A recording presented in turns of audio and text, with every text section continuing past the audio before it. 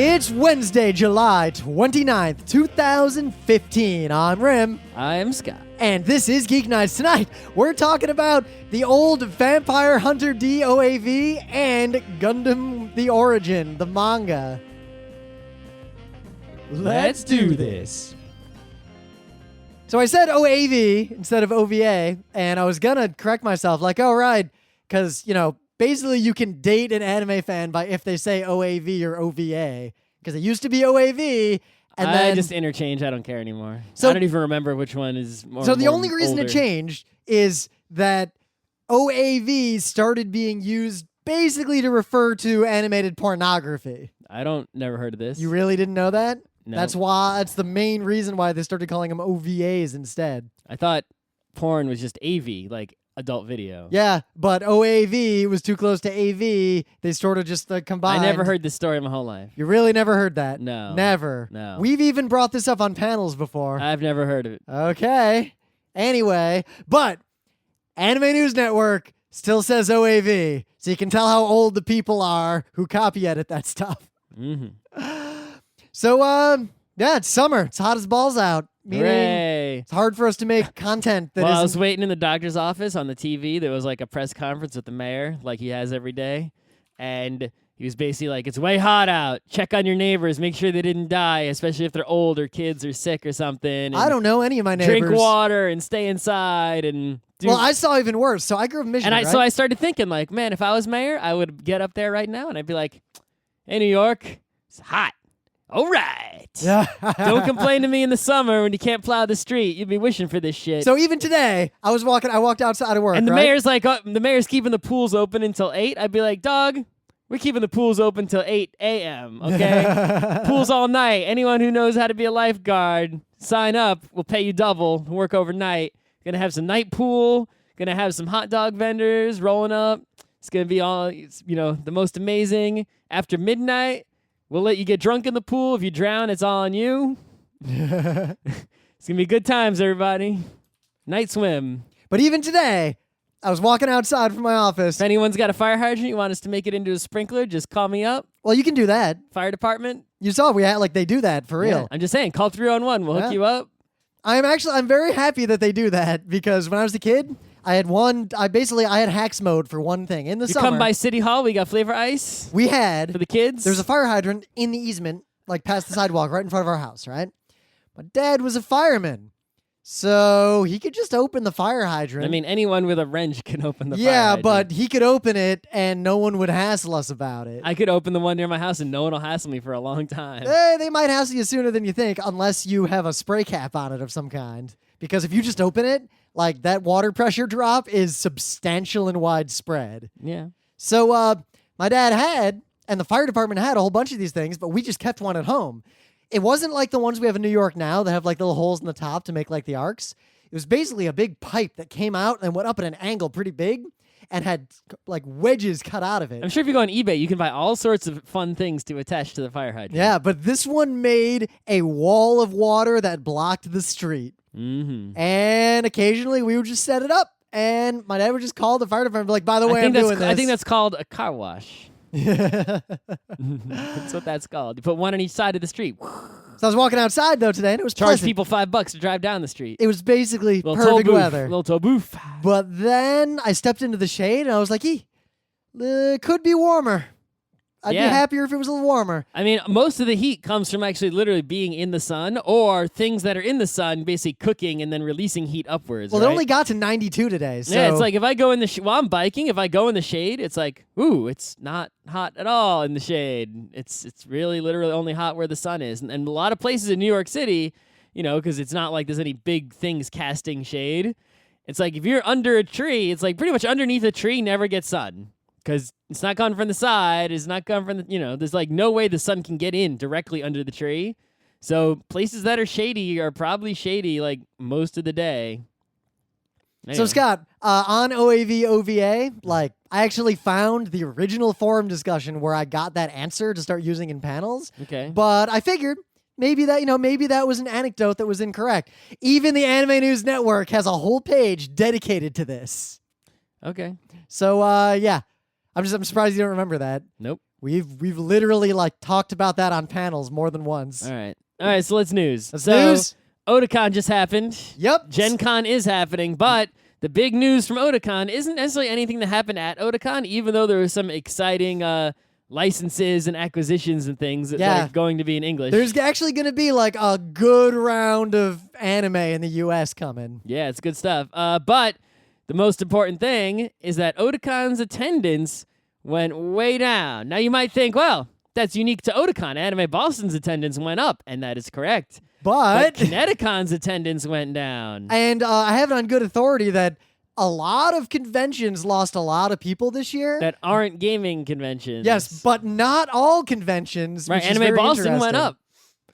So, but yeah, it seems like on most conventions, especially the anime types, attendance went down, but others went up. It's a strange year, and the attendance didn't go down a little bit. The attendance went down a lot. I think the report I heard a rumored number of 25,000, which is lower than like the 2009 number, which is the last time we went. The number I heard was 6,000 fewer than. That's for a convention that only has 30-something thousand. That is a huge drop. Now, at the same time, remember, we're talking Otakon. One of the huge points of respect is that they count basically the real number. I use Otakon as, you know how in the comics industry they use Batman to figure out how much your comic is selling? It's like they'll tell you, well, you sold 1.2 Batman's worth. Well, I basically use Otakon as the measurement because they have the exact numbers for everything. Like, PAX is even smaller than Otakon, guys, attendance-wise. Depends on the PAX, but yeah, most PAXes. Yeah, that is most PAXes. Anyway, but yeah, so... But I guess not now, though, because Otakon just shrank a whole bunch. Someone pointed out that this actually makes Otakon the third biggest anime convention now. Anime Central is bigger than it. Maybe we should start going back to Anime Central. Yeah, go all the way over there. It's far away. I don't know. I feel, but it's a really easy place to fly to. The other thing is I haven't been to ACEN in a long time, and it was big. Like, is it really worth going? I mean, we go to Anime Boston. How's it gonna be any different? So one, it was way big, like back in 2002, 2003 when I was going, and two, I really feel bad about the fact that we write really good anime panels and do them at 2 cons every year, maybe 3 if we go to Zenkai Con. So you want to just take the things, you do repeats, because at least if you go to more places. When I write like a gaming panel, I do it at 2 PAXs and every other con. But at the same time, we go to so many PAXs that I feel like I'm constantly writing at least 1 gaming panel. But yet I have anime panels that I've literally only ever done once. Oh well.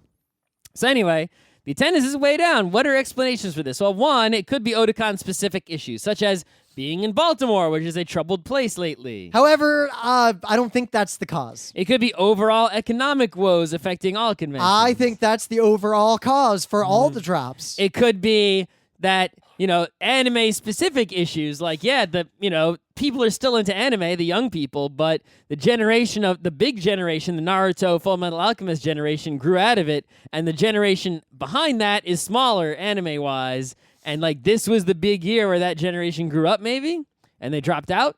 Also, even at conventions I go to, it's like the huge things like Homestucks and whatnot, and Italias, it's like they're still there, but they're all small. There isn't currently like a thing that is the big thing. Well, at the same time, those kind of got replaced by other things. Like you saw those tweets. I've been slowly analyzing the data from Connecticut. There isn't one mega fandom right now. The way there has been is sort of every year. There's been at least one thing that was the mega fandom. Like that's kind of true, but at the same time, like look at the numbers. Like Homestuck seemed really big, but it wasn't bigger than like Lodos War was at anime cons in the early 2000s. Percentage-wise, maybe. Yeah. But total absolute numbers-wise, it's got to be way bigger than Lodos War in the U.S. Nah, at cons, hard You think to say, Lodos War actually. in the U.S. had more viewers than Homestuck has readers? I'm talking conventions only. The viewers, readers, consumers that You're go saying the to total number. conventions. You're saying the number of people that would say That they are had- Lodos War fans that went to a convention is equal to the number of people who went to a convention who would say they were a Homestuck fan. If you're comparing anime cons in the early 2000s to cons in the last few years, I actually think they'd be pretty close. The absolute number of human beings. I think so.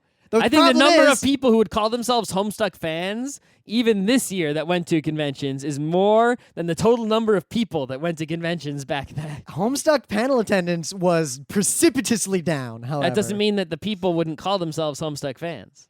Yeah, but at the same time, Lotus War was something that in the early 2000s, every goddamn anime fan had seen. Yes, all 200 people at the convention had seen Lotus War. Even back then, Otakon was pretty big. I'm just saying. Anyway. So, I suspect... Now, I'm privy to a little more information from other cons and things, and there's some inside stuff, but one thing you guys got to remember is that they're kind of like two fundamental classes of conventions in terms of the attendees.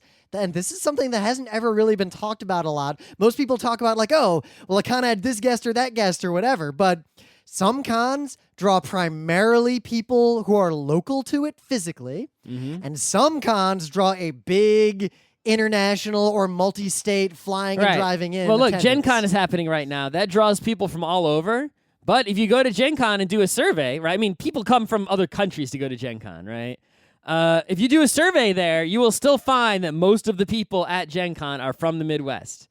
Right? Because even if you're the super tabletop gamer, the farther away you are, the less like you are to go. If you go from the Midwest, but I'm talking about... If you go to PAX Prime, most of the people there are from the Northwest, even though people come from Australia to go to PAX Prime. However, there's a pretty high... Remember, they did that survey a while ago. There was a pretty high percentage of people who are not local coming in, like higher than other cons. I'm saying is that you have cons that are like 90% local, like a Kineticon, and then you have cons that are like even the most international cons are only like 50% No, local. but Scott, I'm talking more radius draw. Like, there are a lot of cons that the vast majority of the attendees, it's not like, oh, they're from the Midwest or they're from the state. It's like they're within a 30-minute drive. Yeah. Like, they are not like further away in the state is not even coming. And those cons are highly dependent upon the local economy. Yep. And really, like, the kinds of issues that you wouldn't think about. Like,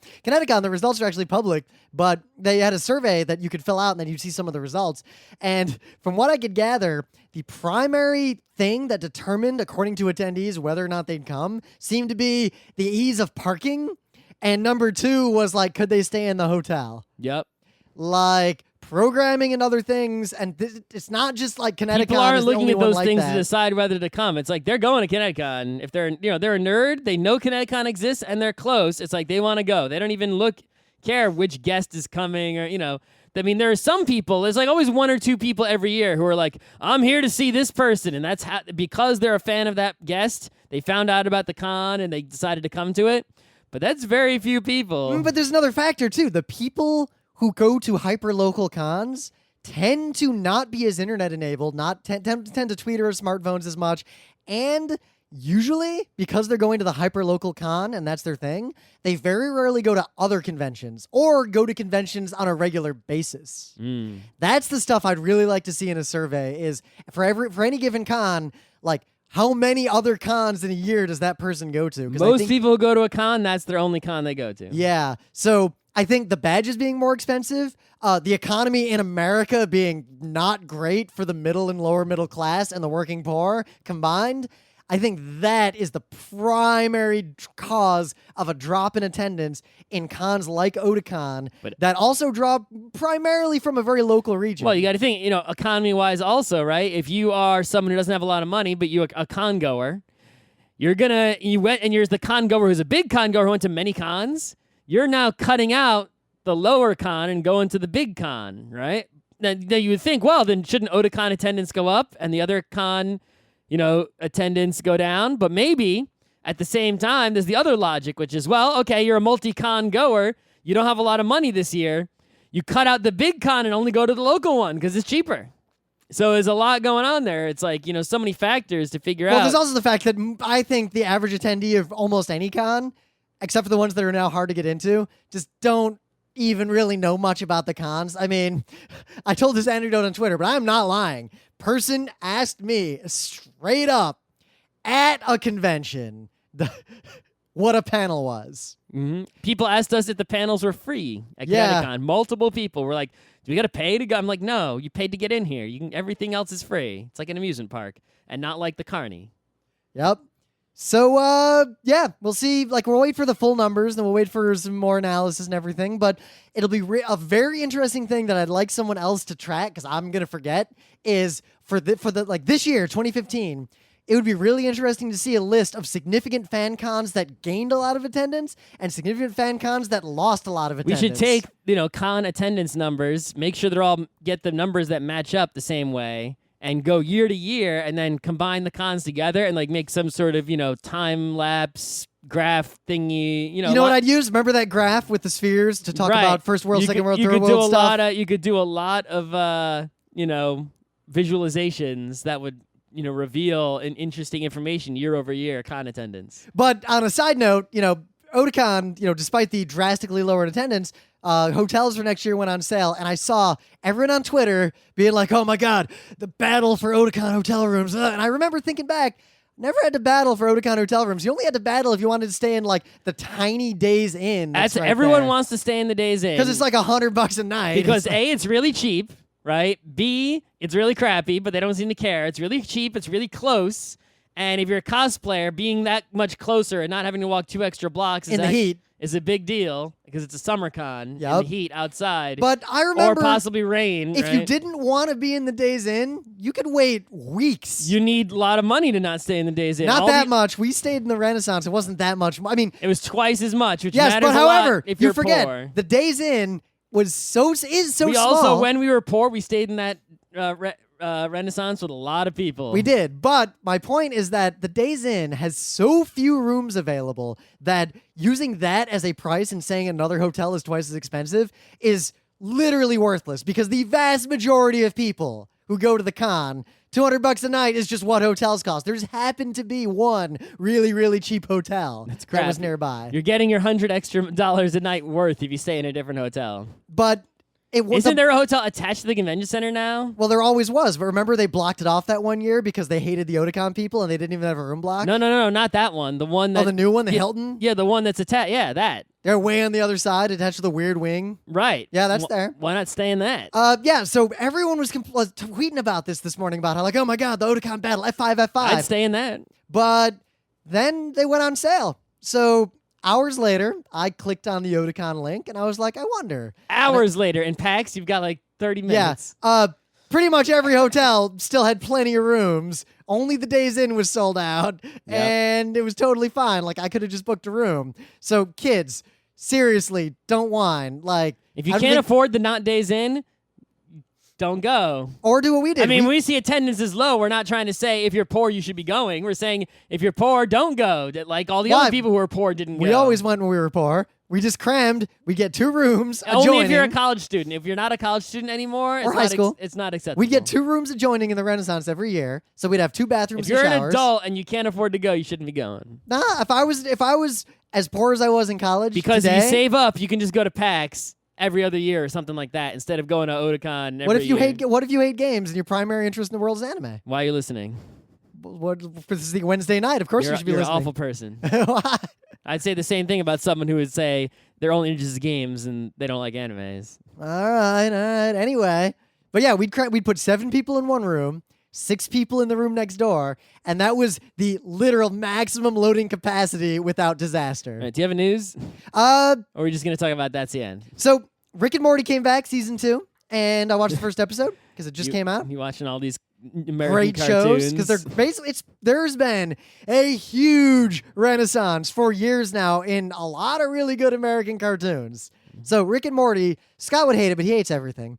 Is like season 1 was atypical, and I didn't expect. Like I'd seen the pilot. Are you just geek biting this show? Huh? Are you geek biting this show, or is there a news? Sort of. Well, the news is it came back season 2. Okay. And the first episode just happened. And you can just watch it for free on their website. Like you don't have to like pirate it or anything. It's just there. Or get cable. No, you just watch it totally for free online. Okay. It's a full 24-minute episode of a show. But when I watched the pilot, I didn't expect I'd like it. I thought it was going to be basically like when South Park first came out. Like, okay, this is just swearing. I don't think I need to watch this show. But it got really clever and really good. And actually, it's one of my like recent favorite comedy cartoons, or just comedy shows in general. So my worry was many shows that are that good cannot sustain. And Rick and Morty had the benefit of having a very small number of very high quality episodes. And a new season just came out, just began, and episode 1 not only was great, it actually Well, did. they had when you get an episode 1 of a new season, you had a long time to work on it. Yeah, but it did something that I didn't really expect you could do correctly in a television show. Basically, the plot of this episode involves multiple realities sort of splitting into, so like the two possibilities happen. So the screen splits. I've never seen that before. No. So the screen splits and you see both happening at the same time. And then it splits again, and it kind of splits and unsplits, and things happen. But you get full audio and video from both parallel universes, or quadruple or whatever, all at the same time on screen. And somehow, they totally pull it off, and it was actually kind of amazing. It was a fantastic episode of a show. Yeah, Simpsons did it. No, it didn't. That's actually something The Simpsons literally never did. I just said Simpsons did I know it you did, because I but could. it's the one thing The Simpsons didn't do. I think there have been alternate reality episodes. Not showing you both at the same time in real time. Not that I've seen, no. And frankly, the show is as funny as it always was. If you haven't watched Rick and Morty, watch any episode but the pilot. Because the pilot, it's like watching, like, if you want to sell someone on South Park, don't show them the first episode of season 1. Because not much of South Park is actually like that. Just stick them in like season 2 or 3. It's the same thing here. Just watch an episode of Rick and Morty. I really like that show, and I think it actually might be my favorite comedy cartoon currently. As in something that's aired on TV anytime in the last 4 or 5 years.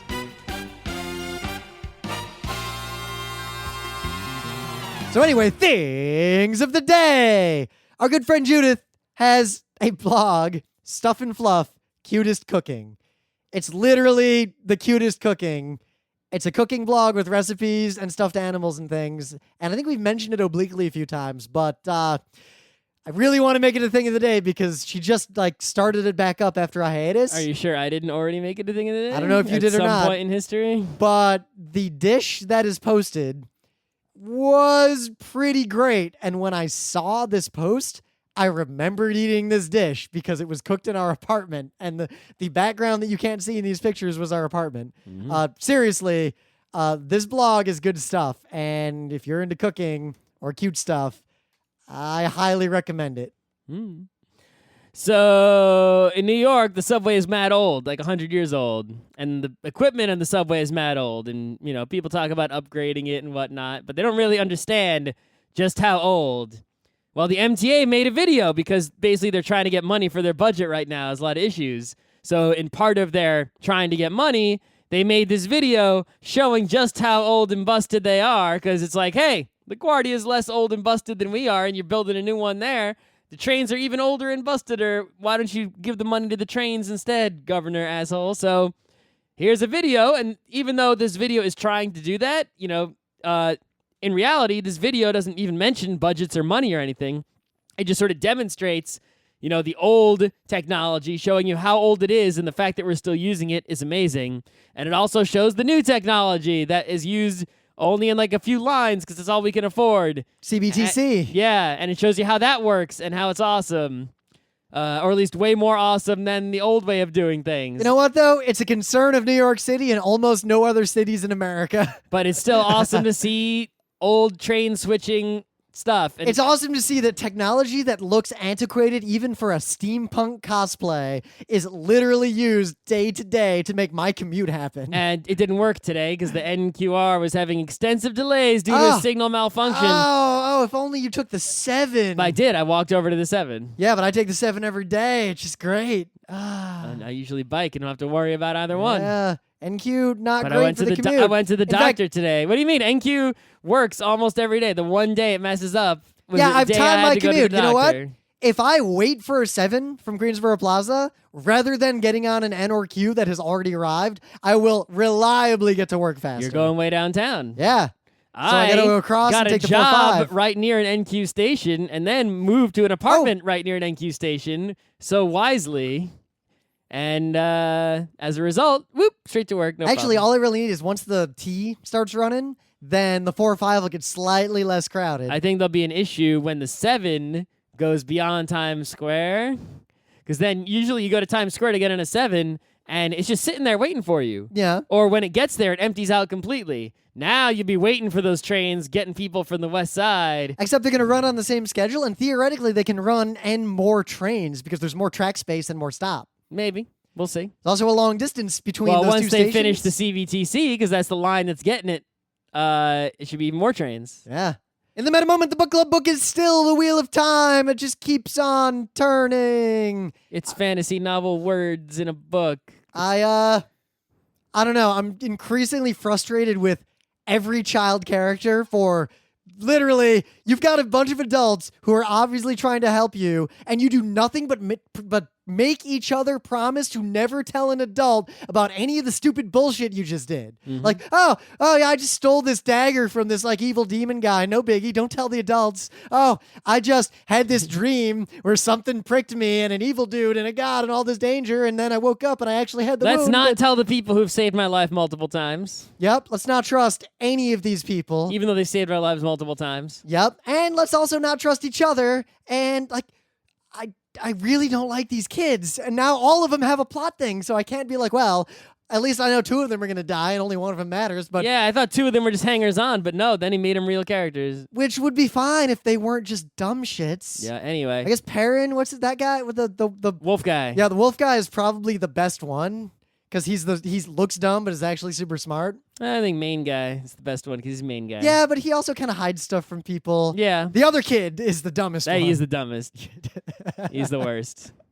Yeah. Anyway. If he would just die or something. You should come see us at PAX Prime. It's real soon. Yeah, we're gonna be the on- best convention for nerds on the face of the earth. Yeah, you can still, I just checked, you can still, at night tonight, get hotels for Otakon. Meanwhile, PAX Prime, if you go and try to get a room at a hotel pretty much anywhere near the convention center in Seattle, you can't even pay full price. Like, there just aren't rooms. Well, I have, because we are doing panels there, I have the emergency badge that I bought, which is actually 4 single-day passes, Friday, Saturday, Sunday, Monday, are available for sale. You could, if If you are someone who's listening to this right now, that means you are someone who I will give preferential treatment and sell them to you at exactly face value.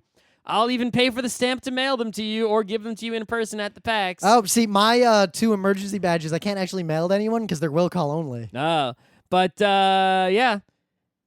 If I had to sell them on the internet on like eBay or something, I'm going to be marking them up and getting some profits. So, if you want to go, if you've got a place to stay, or maybe you got an extra friend who's coming, or you know someone who lives in the area, they don't need a place to stay because they live there, Well, I'm giving one of my badges to our good friend Tracy because he totally helped me unfuck that one episode of Geeknights that got fucked up. That is if you do something for me that is so great in value as to equal that, yes, I will also give you these badges. Except he only wanted the Sunday one. I was like, I'll give you all 4.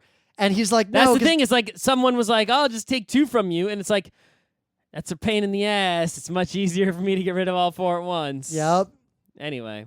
Yeah, PAX. PAX is coming. Far future of gaming on Sunday, Sportster games on Monday, and then I'm doing online story-driven games on Wednesday in Portland. Mm-hmm.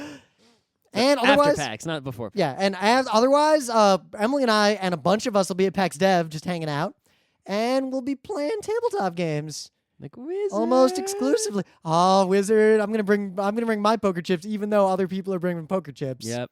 Because we gotta play Wizard. I'm gonna make a lot of videos of things, including like playing Wizard and such. Yeah, I'm gonna bring extra tripods and things, do some content creation. Now that I have my Porto tripod. Yeah, I also have a Porto tripod. That's enough meta. Whatever. Check us on the internet. We're on all the places on the internet. Come find us. So Vampire Hunter D, the original OAV. I watch it on Sci-Fi Channel or something, or on maybe I also watched it. I think I might have watched it also on Anime Club VHS subtitle, but that was like 15 years ago, so I don't remember very much at all. I have probably seen the original Vampire Hunter D OAV from 1985 100 times. That's a lot of fucking times. However, 99 of those times I had seen last it millennium. when my age was under 14. Yeah. Okay. I mean, I first saw them on the on the Sci-Fi Channel because my mom made me watch this movie, and I actually wasn't super into it, but she kind of was like, "Oh, you got to watch it. It's like that Castlevania thing you like," and it was a transformative experience because I, in 4th grade, went from not knowing what anime was to trying to get fan subs. Right. So the first thing to know about Vampire Hunter D is the artwork is Yoshitaka Amano, who is the awesome, and he was mad young then, I assume. Yep. Because he's not super old now. He's just old. And it actually stays pretty true to his style. Right. I mean, this is the same dude who did the characters of Final Fantasy VI and other awesome things. This is like a big-time important art person. You can tell his style because it's always swooshy and swirly and woofy. I was going to say long, angular things around. Yeah, but I mean, that also describes other people, right?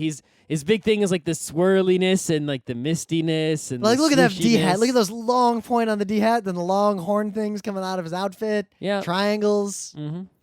So I watched this movie again once as an older person in like college-ish, RIT-ish times. Yeah, probably year 2000, I think. And it's interesting because, well, so the plot is D is fucking invincible. He's the son of Dracula. Yep. Spoilers. He's not a vampire. He's a dhampir, or as a kid, as I thought from Like the a half dub. vampire thing. Like he has vampire powers, but he's not a vampire. So when I was a kid, all I had to go on was the dub, which wasn't that bad as far as I could remember.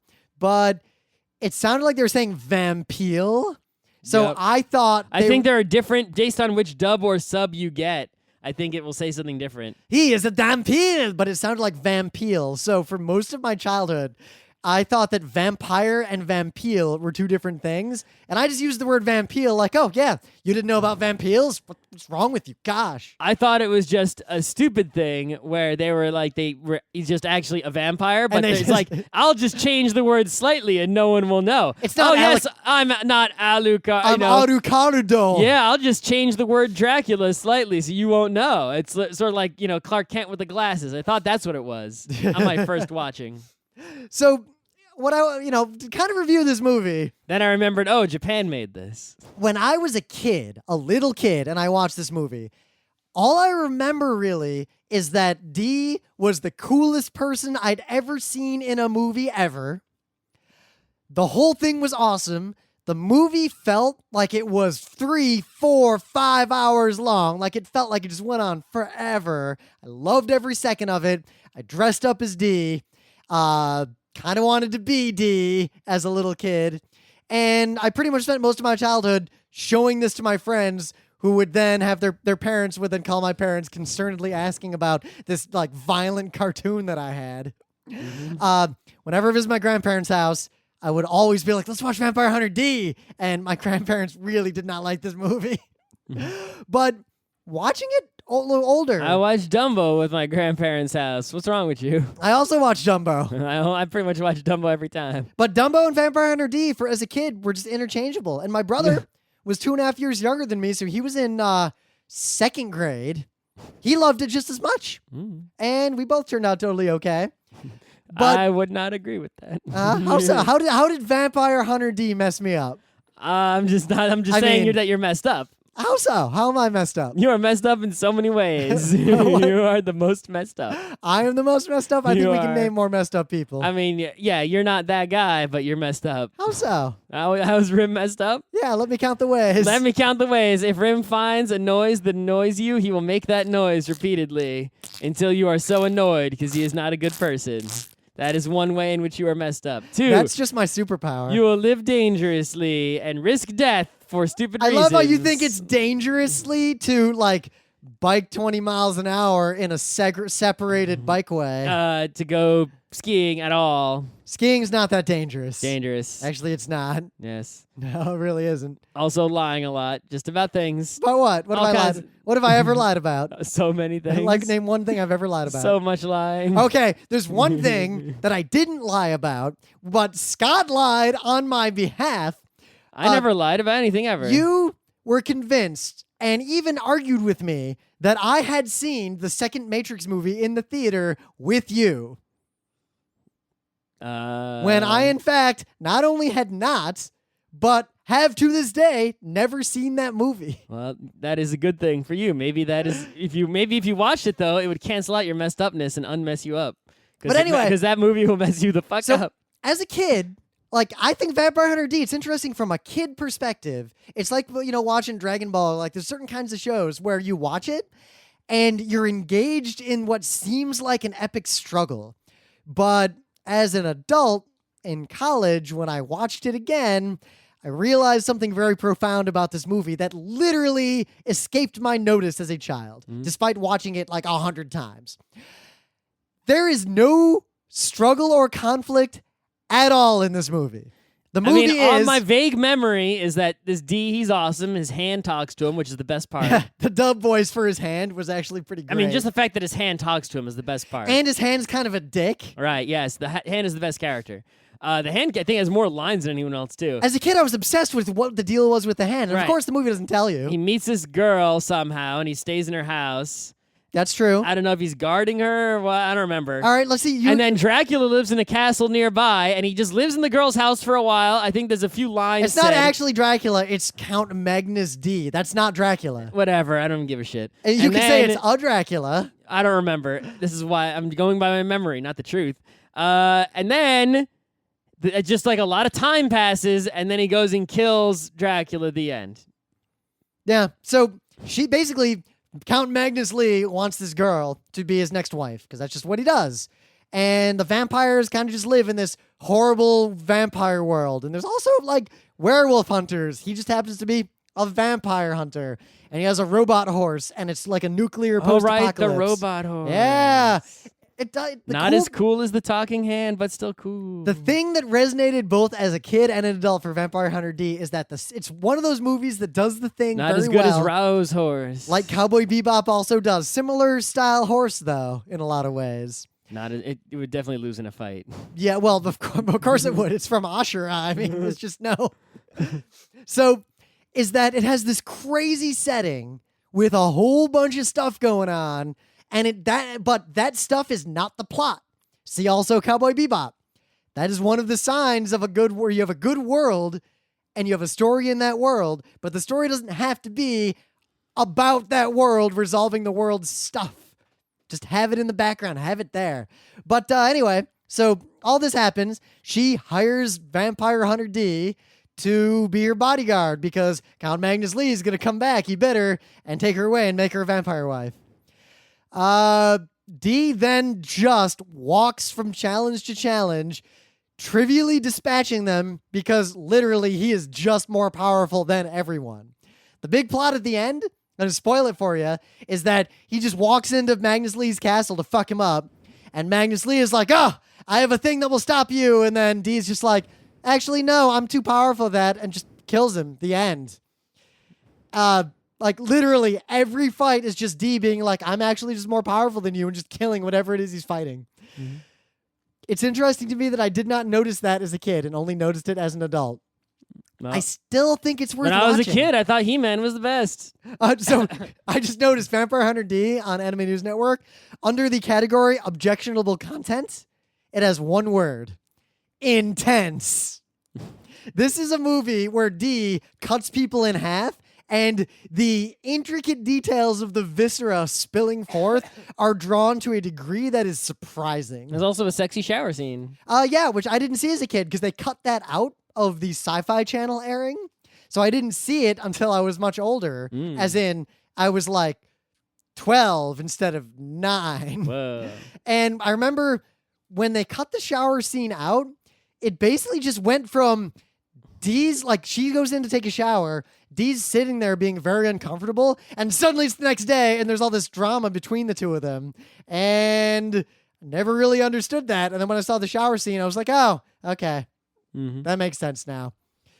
I think this movie's actually pretty good from an anime movie perspective. I mean, you can watch it just to see the talking hand and the Yoshitaka Amano artwork. Yeah, like and it's a set piece. It's short. So it's 80 minutes long. And it's important anime history-wise. So if you care about anime, it's important to see it. Because remember, it's not like a Satoshi Kon or an Akira level or a Miyazaki level or anything like that. It's unique because it's pretty different from most of the anime that a lot of people see.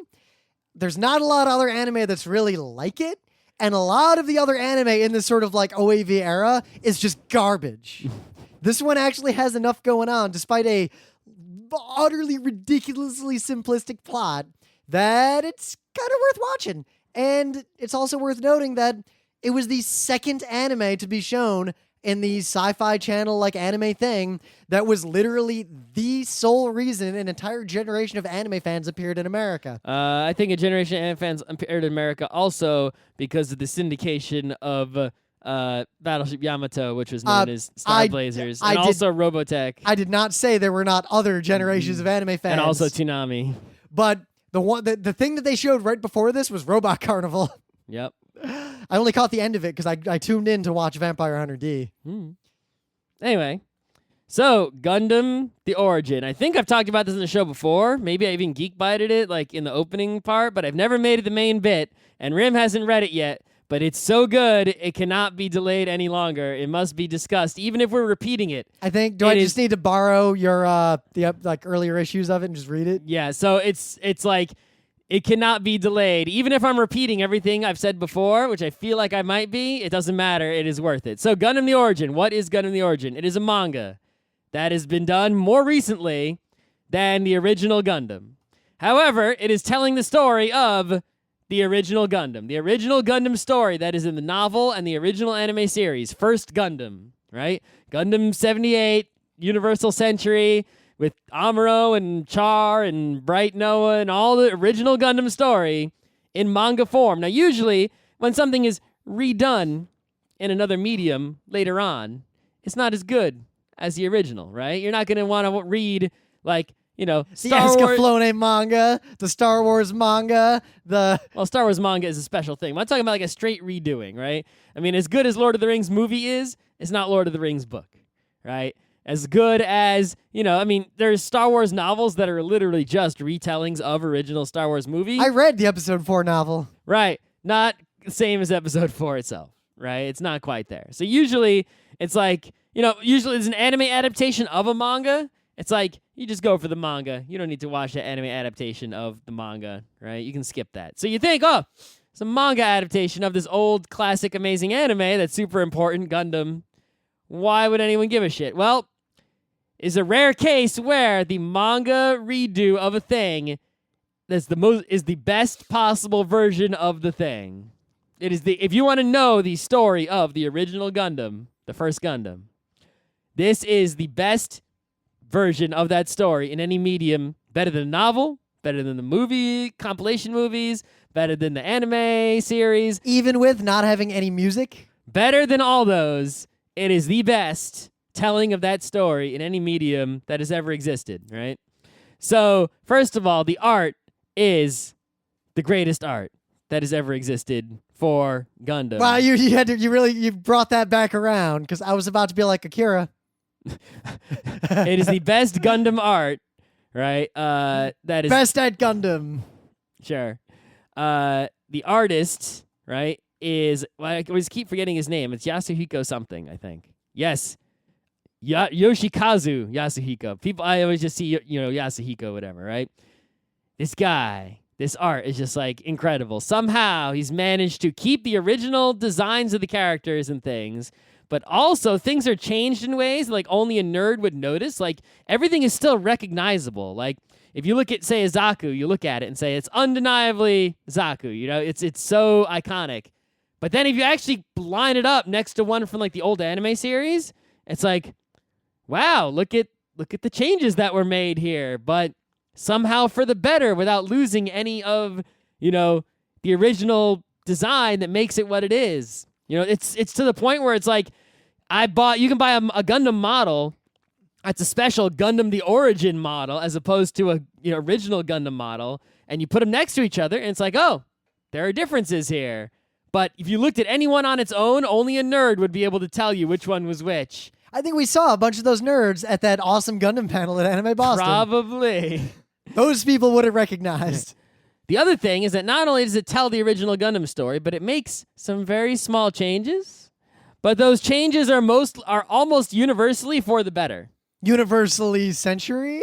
No, they're just Okay. universally like good, positive, small changes to like facts, and they like close some plot holes or provide clarity to things that used to be sort of vague and not 100% totally clear what happened. All right. Or really spend some more time on a character, because it's a manga and they can do that, and they're not limited to the 30 minutes of airtime you get in an anime or 20 something minutes, right? So it's like you don't have this sort of like, oh, the character is there for 2 seconds. It's like, no, it's like full, everything gets as much time as it needs without getting too much time. There's a lot of color pages, which is kind of amazing. The color pages are like with the watercolor, the way it's amazing. I flipped through this thing. Like, I haven't read it yet. I should. I'm going to. I'm just going to take Scott's and read it. But I was flipping through it, and Scott's not exaggerating. Like, it is beautiful to behold. Yeah, it's like, is this an art book or is this a manga? It's like, whoa, what's going on here? And it doesn't skip over anything, right? It's like, it's a lot of volumes of this. It just keeps going and doesn't, leave anything untouched. It is like a complete set. As you're not missing anything. The way a compilation movie will sort of gloss over the less important things, and focus only on the important part of the story. It's just like, no, the full story. I've heard Every other step of the people, way. not just me, analogize it to that Evangelion manga in the sense that I haven't read an Evangelion manga, so I don't know. I read the first chunk of it, and I would describe it a lot of the ways you've described this, that it takes Eva, the anime, and it just kind of moves at a slower narrative pace so that it doesn't gloss over anything. It doesn't feel like Gundam the Origin moves slow. It feels like it moves exactly right. Like, cover all the bases and keep, But I guess like it doesn't skip things that were skipped in the anime and would definitely be skipped in a compilation. And it also like it fills in a lot of details. Like, you see a little more like, why was Kaji doing what he was doing, and what was this person up to at this time? So it makes sense later when some other things happen. The other thing that it does is, it adds in, without changing anything, stories that were just not told in the original, right? It's like you learn, there's like this whole chapters of like history of Char and Sayla from way back, and it's sort of like the true story of what happened there, but that was never really included in a lot of the previous tellings of the story. So it's like, the most important characters, their backstory is getting revealed and fully fleshed out, whereas before it was sort of known or not given screen time at all, or skipped over, or who knows what. But now you're getting the full story in regards to those sorts of things that wasn't there before. So that's real important, because if you watch like original Gundam anime, you're not going to know that at all because it wasn't touched on. But here, it's completely explained in full detail, 100%. So, yeah, this is, even if you are a person who's like, oh, like robots and whatever, right? Well, because it's a manga, you don't really have that robot fight sort of action scene where, like, they're just, it's still there where the people are talking while they're fighting in robots, but it's not like there's pages and pages of just robots shooting each other and nothing going on, right? It's like when there's a battle, it's like the battle really just serves as illustrations, and, the speech bubbles and text, the dialogue that people are saying is on top of it. So you're not getting this sort of same thing that happens in the anime where it's like talk, boom, fight, slash, talk. It's simultaneous. So even if you're like, oh, robot battles are boring, it's like, well, here you're just looking at illustrations while the plot continues. It's almost like the human drama and the horror of war is the story of Gundam and not the robots themselves. Well, yes, but here there are a lot of people who are like anti-robot. It's like, well, now you can get the story of Gundam with basically skipping over robot. But not, if you care about robot, though, you're not missing out at all, because there's still fully illustrated robot battles and details about robots, and they talk about like, oh, improving the thing with this. Fire in the low and greens or whatever. Yeah, all that. Well, there's no low and greens. I know, that's in Gundam Seed. Yeah, but it's like, all the military fanboy stuff is there too, but it's like, it'll be like, the captain will give some orders and then that's it. It's not like they dwell on anything for too long. Everything is just so perfectly given the right amount of panels and time and everything. It's just so good. It's like you don't really need any other Gundam if you read this manga. And the translation is, I can't compare it to the Japanese, obviously, but as far as I can tell, it's like I have no desire to, it doesn't feel like anything was like confusing or mistranslated or worded strangely. It's like it feels like it was written in native English as far as I can tell. There's like, it's not like this, especially in a sci-fi story like this, it takes place in a future in space. You don't get sort of the Japanese culture entering into it in the way you would in something like I don't know, what's a very Japanese. Well, even Yamato to a degree. Sure, but I mean, like a school anime, right, where the facts of Japanese school life enter into it, right? That doesn't even come into play here. I sure do like donuts. Yeah. Little right. triangle-shaped donuts. So if you're an anime person at all, which you probably are if you're listening to this, and you don't know Gundam, well, that's important to know. This is the way to find out, is to read this manga. And if you are a Gundam fan or robot fan of any kind, mecha fan, and you haven't read this, what the hell? And seriously, even if you don't, like Scott said, the anti-robot bias is real. I mean, Escaflowne is a giant robot anime. Also, if you're just a person who likes comics, this is like this is like the second tier of comic greatness of all time. It's like you got the Tezukas and the Eisners of the world, and then you got this, like, right underneath. Like, I didn't think, like, something, Gundam. Like, I always had Gundam as, like, it's always solid. It's always there for you. I like it. I'm not, ridiculous fan of it, but I really like it a lot.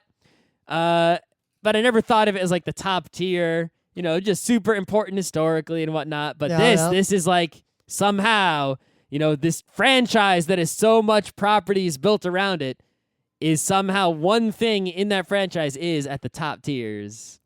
You can't miss that. It's right up there with my Rattata. Your Rattata? It's the finest Rattata. All right. So I guess the moral is read Gundam The Origin and watch Vampire Hunter D. I think you should read Gundam The Origin and maybe watch Vampire Hunter D. I would, if you've never seen Vampire Hunter D, I would watch it. It's not that long. If you're sitting at home and you got a Vampire Hunter D DVD next to a Gundam The Origin volume, you should be reading that manga first. Well, just do both. Who no one got time for that? You've got an hour to listen to a podcast. You're probably biking to work or driving to work while listening to this. Yeah, I would not be biking to work and listening to a podcast. I don't do that. That'll kill you. Maybe. Yeah. Nope. I can't. I'll tell the anecdote after we stop the show.